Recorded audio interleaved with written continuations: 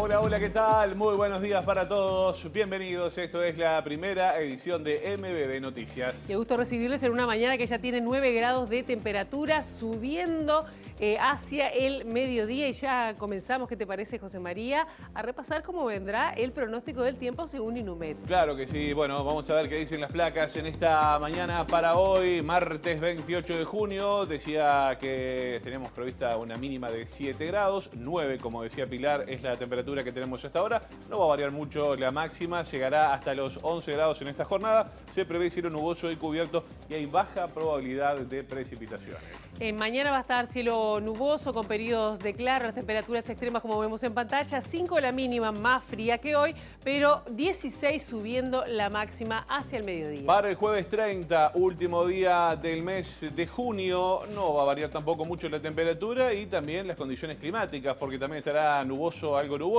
mínima de 6, máxima de 13 grados, según dice el Instituto Uruguayo de Meteorología. Vamos a contarles algunos de los temas que vamos a estar desarrollando hasta las 8:30 aquí en esta primera edición. Lo que había generado expectativa es el Consejo de Ministros de ayer. Finalmente, en la conferencia de prensa, la ministra de Economía, Azucena Arbeleche, ratificó los incrementos que habrá en la rendición de cuentas, en salarios, incremento de salarios públicos, también en educación y seguridad. En un rato, en el móvil de Eduardo Delgado, vamos a estar hablando de una fecha muy particular en esta jornada porque la Intendencia de Montevideo está organizando actividades durante todo el día de hoy en el marco de la celebración del Día del Orgullo LGBTIQ+.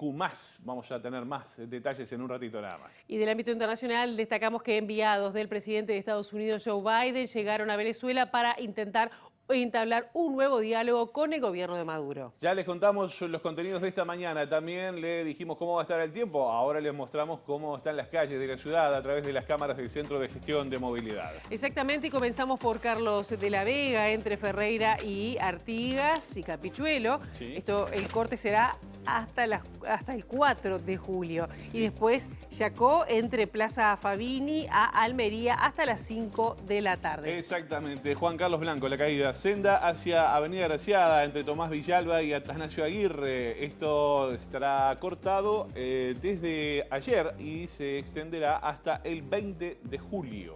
Y Colonia entre Paraguay y Río Negro a las 22 horas por armado de escenario. Pero hay cortes que continúan vigentes. Sí, por ejemplo, el de Juan Carlos Gómez desde el 25 de mayo hasta Rincón. Esto será hasta el 1 de julio. Juan Carlos Blanco desde Atanasio Aguirre hasta Villalba hasta el 1 de julio. Exactamente. Dufour y Álvarez, esquina Hermano Gil, y también General Valle, esquina Hermano Gil, también hasta el 1 de julio.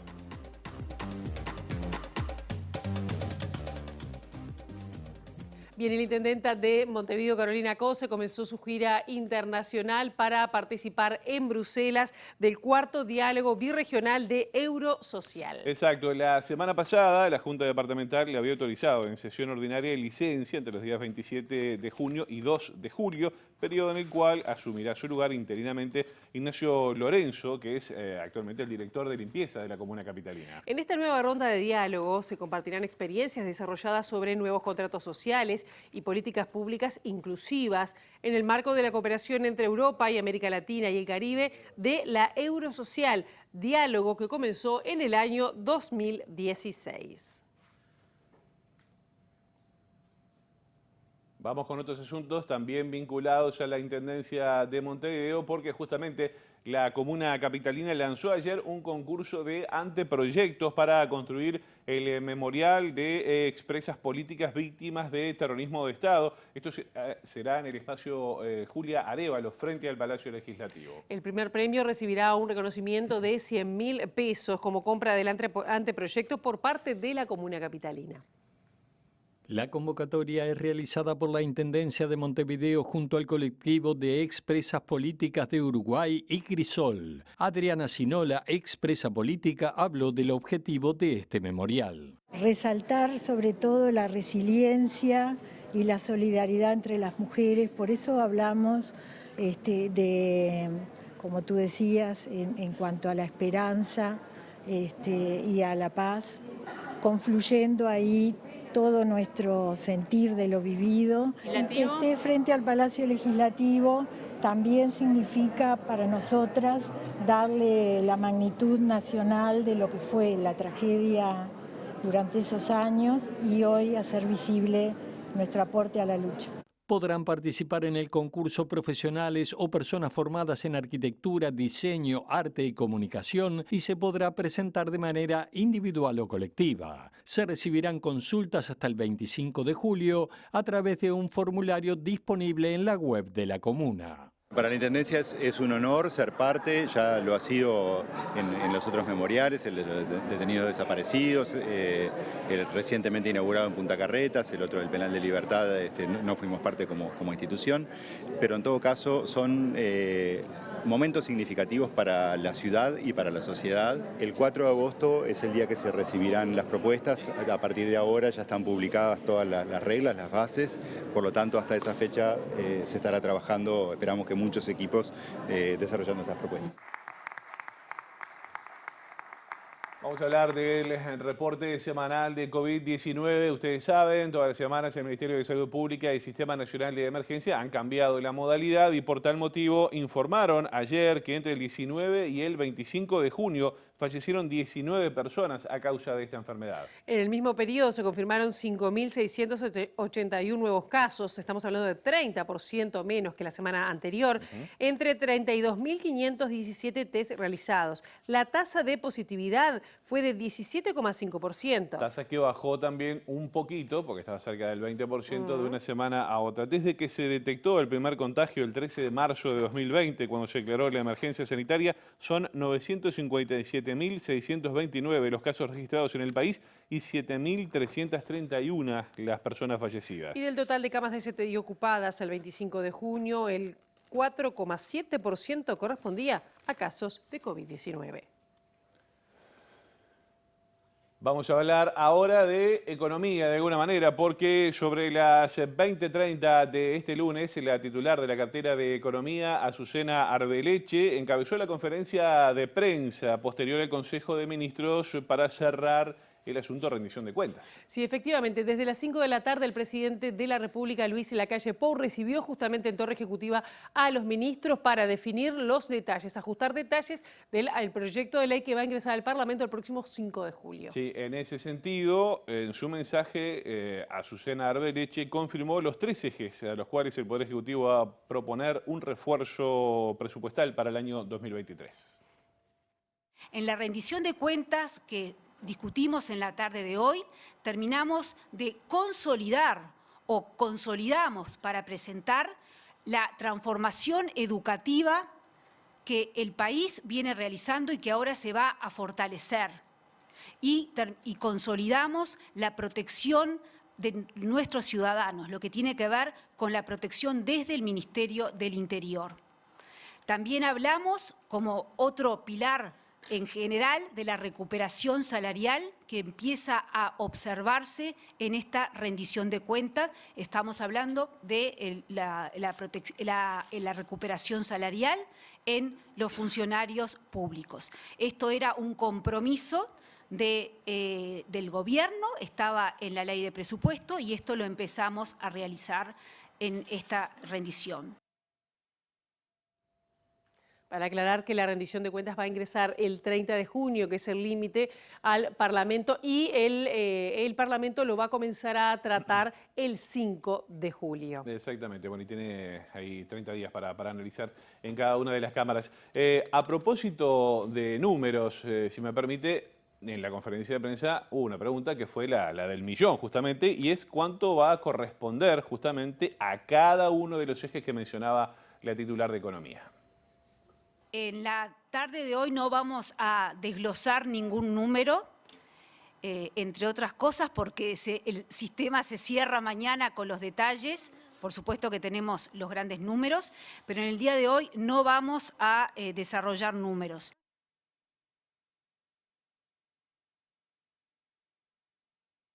Uno de los números que aportó la ministra Susana Arbeleche es que la economía va a crecer 4,8% en este año, más un punto porcentual que la proyección hecha a principios de año, y se van a crear, dijo, 40.000 puestos de trabajo. Exactamente. Bueno, y a propósito de estos números presentados ayer en conferencia de prensa por la ministra de Economía, vamos a consultar con el diputado colorado Felipe Schipani, que, bueno, ustedes saben, es presidente de la departamental colorada de su partido. Bueno, para conocer si bueno, están conformes justamente con los números presentados en el marco de la rendición de cuentas. Schipani, ¿qué tal? Buen día, ¿cómo le va? José María, Pilar, un gusto estar en contacto con ustedes. Efectivamente sí, o sea, la rendición de cuentas de este año va a ser la rendición de cuentas de la educación, la rendición de cuentas que va a poder financiar la transformación educativa que se está llevando adelante, y desde esa perspectiva nosotros estamos más que satisfechos, porque este viene siendo un reclamo del Partido Colorado de larga data. Pero no solo es un tema del Partido Colorado, es un tema de la coalición de gobierno. En la campaña electoral ustedes recordarán que en el compromiso por el país se estableció como una de las prioridades de cara a esta gestión de gobierno el cambio en educación, la transformación de la educación. El propio presidente de la República lo ha dicho. Como decía ayer la ministra, quedan ajustar todavía algunos números. Por estas horas, desde la ANEP y desde el Ministerio de Economía, están en esas definiciones cúlmines de lo que va a ser el mensaje de la rendición de cuentas, pero no hay duda de que va a ser una rendición de cuentas que va a poder financiar uno de los cambios más importantes que tiene que afrontar nuestro país, que es el de la educación. Bien, justamente, Schipani, le quería preguntar sobre eso, porque la ministra en realidad dio bastantes pocos números. ¿Usted tiene algún número más desde el interior de la coalición? Sobre todo, por ejemplo, para educación, que es uno de los temas centrales que ustedes planteaban, que requería mayor presupuesto, y también el tema de ambiente que el propio ministro Peña está reclamando. ¿Tienen más números? ¿Conocen? Bueno, en relación a ambiente, que era otro de los reclamos que hizo el partido, la necesidad de dotar al ministerio, un ministerio nuevo, un ministerio que todavía está en proceso de formación de recursos básicos para su funcionamiento, eso estaría contemplado en la rendición de cuentas. Estaría contemplado otro reclamo importante que venía haciendo el Ministerio de Ambiente, que son los recursos necesarios para volcar a las intendencias para definitivamente cerrar los vertederos a cielo abierto, que es uno de los compromisos ambientales que ha asumido el Ministerio de Ambiente. Eso serían en el entorno de unos 17 millones de dólares, que también estarían contemplados en la rendición de cuentas. Y lo que conocemos hoy son los números que ha manejado la ANEP, que por estas horas se está reuniendo para terminar de definir su presupuesto. Como ustedes saben, los entes autónomos remiten su presupuesto independiente y el Poder Ejecutivo remite un presupuesto donde toma el presupuesto solicitado por el ente autónomo. La cifra que va a solicitar la ANEP ya ha sido pública, ronda el entorno de los 60 millones de dólares. Veremos si el mensaje del Ejecutivo se acerca. Nosotros confiamos que se va a acercar en cuanto a las expectativas de la ANEP.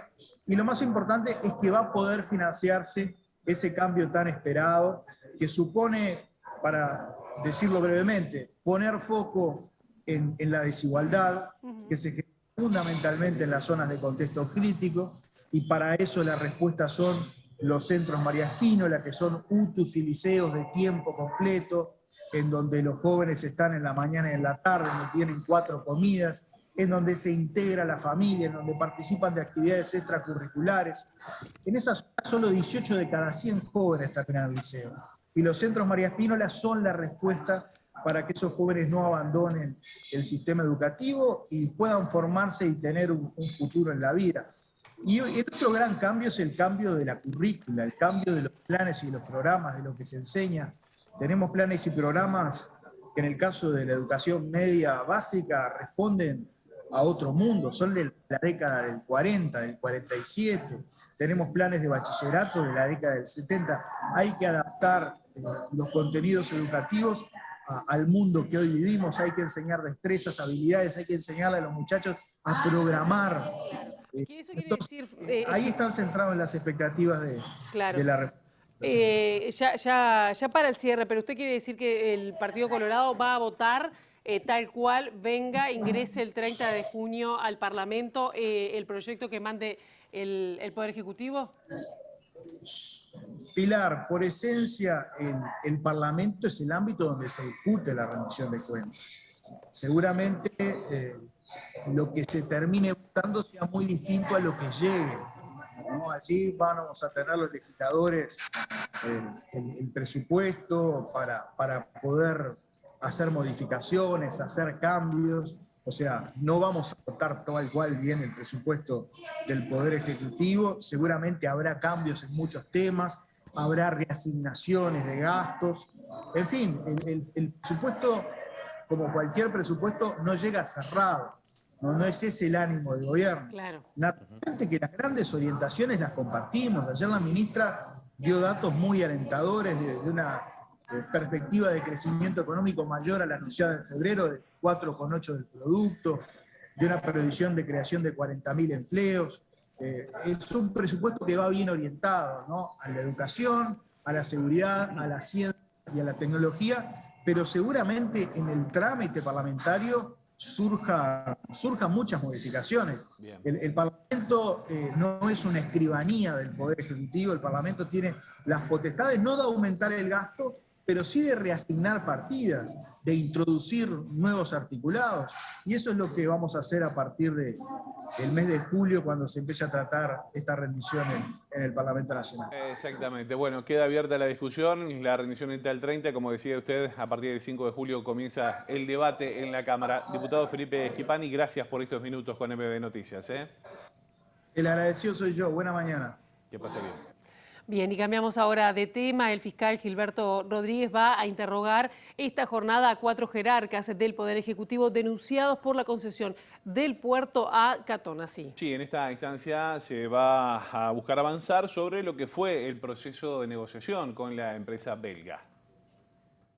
El fiscal Gilberto Rodríguez interrogará en las próximas horas a los 4 jerarcas del Poder Ejecutivo denunciados por la concesión del puerto de Montevideo a Catunasí, instancia en la que buscará avanzar sobre el proceso de negociación con la empresa belga. Este martes comparecerán el exministro de Transporte y Obras Públicas Luis Alberto Heber, hoy ministro del Interior, y el prosecretario de la Presidencia Rodrigo Ferrés. En tanto, el miércoles se presentarán el subsecretario de Transporte Juan José Olaizola y el presidente de la Administración Nacional de Puertos, Juan Curbelo. Uno de los puntos claves de la denuncia penal presentada por el Frente Amplio refiere a la falta de informes jurídicos y económicos que avalen el acuerdo. En su momento, el ministro Heber aseguró en el Parlamento que tenía varias consultas jurídicas que referían a los riesgos para el Estado uruguayo de un eventual litigio internacional de Catunasí.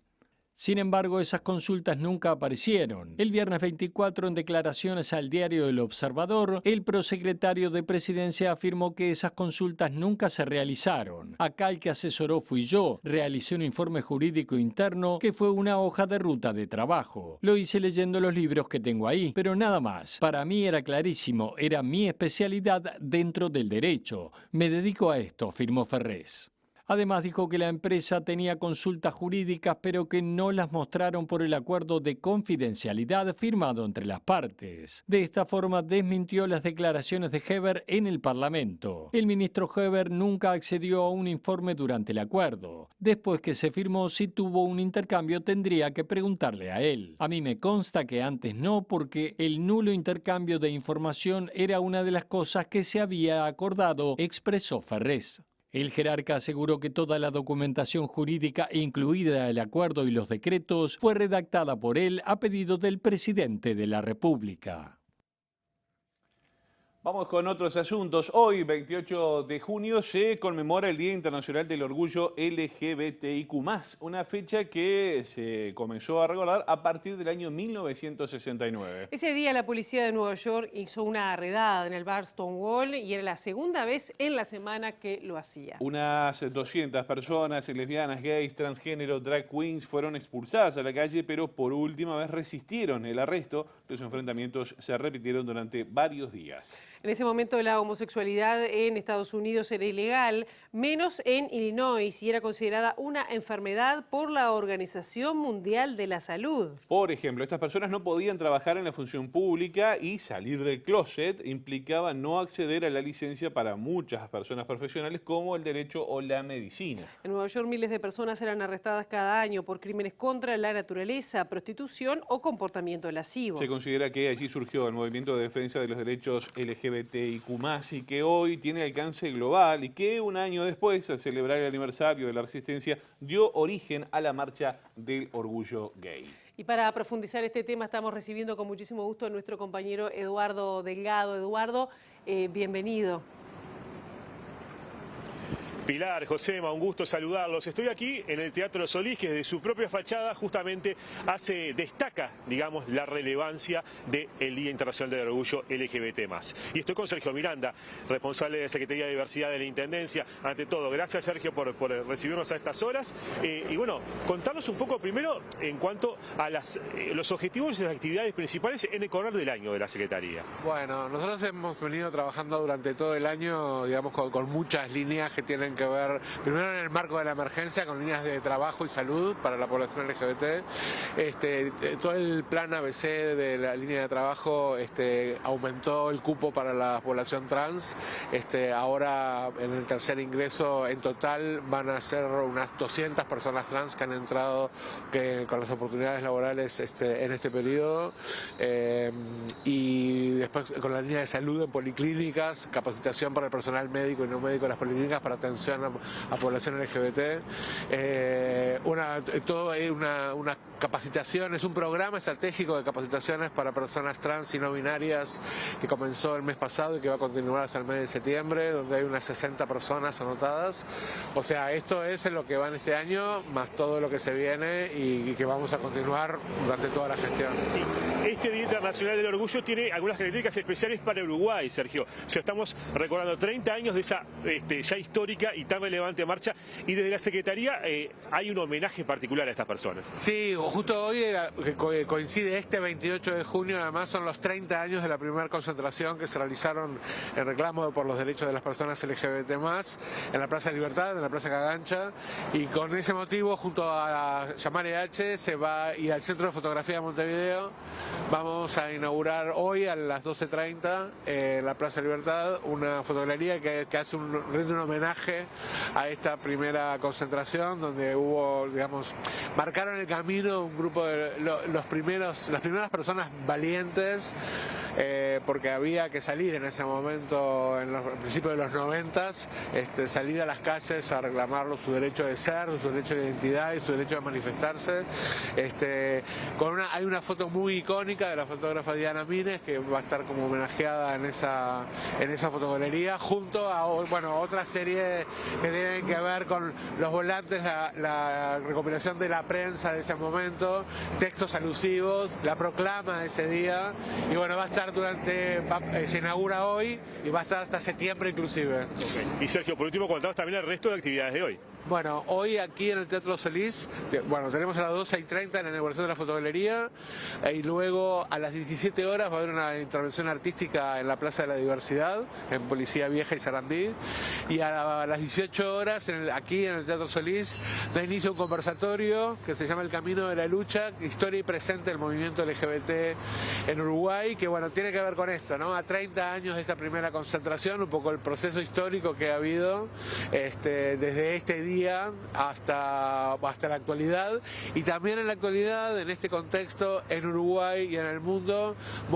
¿dónde estamos? ¿Qué está pasando? ¿Hacia dónde vamos?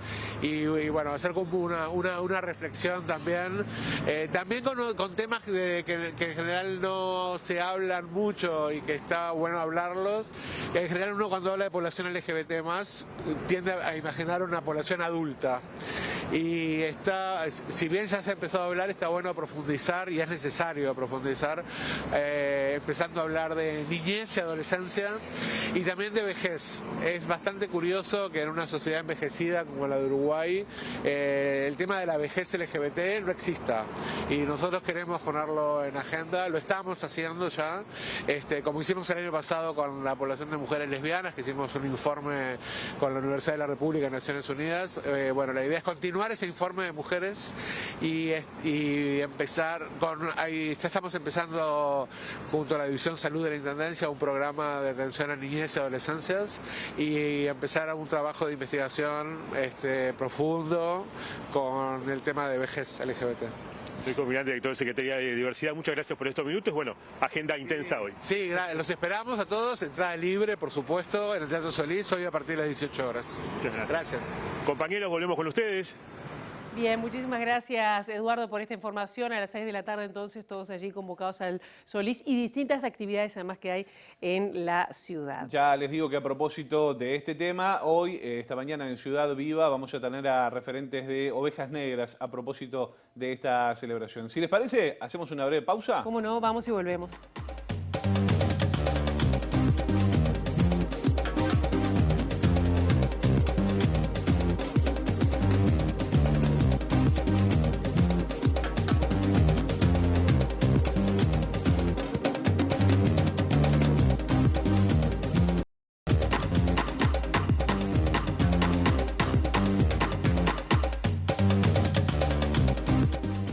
Antes de la pausa, que Estados Unidos se había convertido en un símbolo de avanzada por los derechos sexuales. Sí, exacto. En 1970, una sentencia histórica garantizó el derecho constitucional al aborto en todo el territorio, marcando además una tendencia a nivel global. El viernes la Suprema Corte de ese país anuló el fallo, generando reacciones en todo el mundo, por ejemplo, en Argentina. Organizaciones feministas de Argentina realizaron un pañuelazo este lunes en Buenos Aires frente a la Embajada de Estados Unidos, donde alzaron su voz para rechazar la decisión de la Corte Suprema de Justicia que acabó con el carácter federal y constitucional del aborto en ese país. Celeste Fierro, dirigente nacional de izquierda MST Unidad. Hoy estamos frente a la Embajada de Estados Unidos en Buenos Aires para apoyar la lucha que están llevando adelante nuestras compañeras en Estados Unidos ante este fallo de la Corte que vuelve nuestros derechos como mujeres, derechos de género, décadas atrás. Décadas en las que fuimos conquistando más derechos y hoy vuelven a poner nuestro cuerpo como una incubadora. La convocatoria se efectuó por medio de las redes sociales, donde cientos de mujeres marcharon por las calles con su característico pañuelo verde, en apoyo a sus compañeras estadounidenses y en rechazo a la decisión judicial. La Corte Suprema de Estados Unidos tiró abajo el viernes pasado la sentencia de Wade contra Roe, que el propio alto tribunal había emitido en 1973 y protegía el derecho constitucional a interrumpir el embarazo en todo el país. Una más de capítulo internacional. El presidente de Venezuela, Nicolás Maduro, informó que una delegación de Estados Unidos va a visitar su país para, iniciar una nueva ronda de diálogo. La serie de conversaciones comenzó en marzo, un mes después de comenzada la guerra en Ucrania, y tiene como punto principal desde Estados Unidos el petróleo de Venezuela. Estoy en comunicación con Jorge Rodríguez, porque Jorge Rodríguez a esta hora está recibiendo a una delegación del gobierno de los Estados Unidos, una importante delegación del gobierno de Estados Unidos que ha llegado a Venezuela hace 2 horas y está trabajando para darle continuidad a las comunicaciones iniciadas el 5 de marzo y para darle continuidad a la agenda bilateral entre el gobierno de Estados Unidos y el gobierno de Venezuela. Estaba en comunicación con el presidente de la Asamblea, Jorge Rodríguez, quien exactamente a esta hora, está reunido con esa delegación, donde, seguimos conversando diversos temas. Muy bien, señoras y señores, hasta aquí la información. No se vayan, porque ya arrancamos con Ciudad Viva, que viene un programón cargado de información. Sí, efectivamente, hasta las 10 de la tarde estaremos en Ciudad Viva. A las 8 mañana los esperamos con muchísimo gusto en las primeras noticias de TV Ciudad. Muy bien, ya seguimos.